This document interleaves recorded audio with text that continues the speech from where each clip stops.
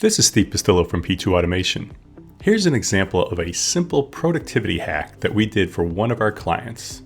This particular client uses our CRMPlus365 app to manage their event management business, and they really take advantage of the task feature within the CRM system. What they wanted was a daily reminder of everything that is due today. So every task in their system that has a due date of the current date. And after talking to them, we said, why don't we also include anything that's past due? And they agreed. And here's how it works. Every day at 9 a.m., the system sends them an email. And I have a copy of one right here. It's a nice, clean and simple email of everything that's due today and everything that's past due.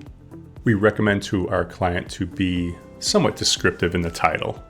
And we can always elaborate on this. We could put the customer name and the contact name and everything, but we wanted to keep it simple. So put a descriptive subject line in your task, and then this email will be very beneficial. To jump into the task, you're a click away, and you'll be brought right to the task screen.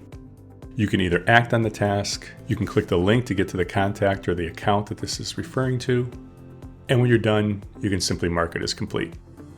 Super simple, super affordable. If you'd like our help with your team's overall productivity, reach out to us today at www.p2automation.com and make sure to subscribe to our YouTube channel.